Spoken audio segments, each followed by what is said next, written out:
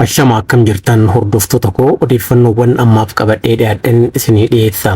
Diinagdee cimaa kan ijaarru madaala uumamaa eegnee yoo hojjenne qofaa jedhaniiru pirezidaantiin naannoo Oromiyaa obbo Shimallis Abdiisaa. Pirezidaantichi dhimma misooma ashaaraa magariisaa irratti uummataaf ergaa dabarsaniiru. Ergaa pirezidaantii Shimallis hawaasaaf dabarsan akka itti aanu kanatti isinii dhiyeessa.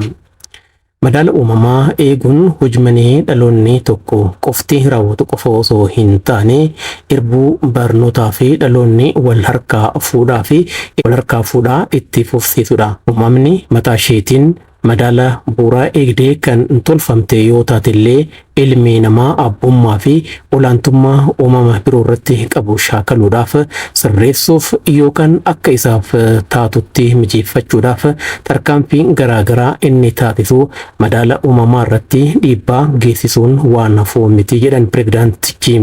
Qabeenyi uumamaa har'a nuti itti fayyadamnu kan dhaloonni dheengaddaa fi kaleessaa sirnaan itti fayyadamanii fi nuuf dabarsan nutis ammoo sirnaan itti fayyadamne dhaloota itti aanuuf dabarsuu qabnu malee qabeenya dhaloota tokko qofa miti jedhaniiru obbo Shimallis. Addatti dhaloonni qabeenya uumamaa mataasaa qabatee gara addunyaa kanaa dhufe hin jiru, gara fuulduraattis hin jiraatu. Kanaaf akkuma dhaloonni kaleessaa sirnaan dhimma itti ba'anii nutti laatan nutis kunuunsinee fi eegnee hanga dandeenye misoomsinee dhaloota itti aanuuf dabarsuudhaaf dirqama qabna. Madaalliin uumamaas yoo kun ta'e qofa eegamaa jedhan. Qabeenyi uumamaa dhaloota gidduutti gita sirriin eegamee yoo daddarbe qofa madaallii uumamaa kan eeggatu. Galma diinagdee cimaa ijaarree hiyyummaa seenaa goona jennu qabatamaan seenaa guutuu qofa osoo hin taane walharkaa fuudhinsa dhalootaatiin gadi fageessinee awwaaluu kan dandeenyu.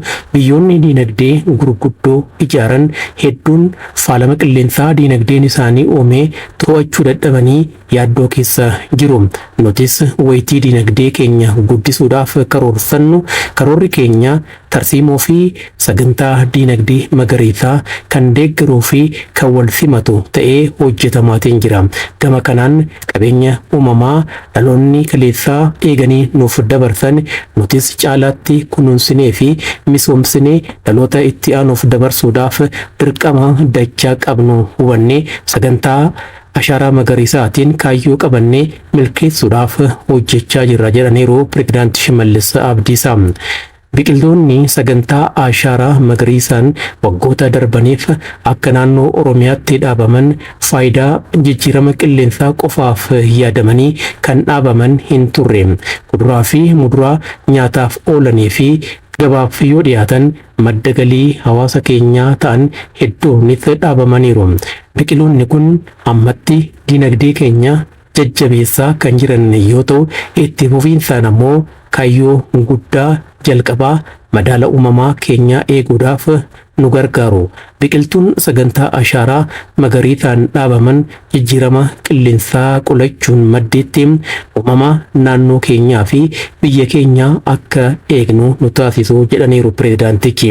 Madaallii uumamaa yoo eegne qofa diinagdeen fayya qabeessi yookaan diinagdeen magariisaa dhugoomuu danda'a. Kanaafis madaala uumamaa eeguun barbaachisaadha jechuudhaan ergaa isaanii xumuraniiru. Waan hordoftaniif baay'een isin galatoomfadhaa.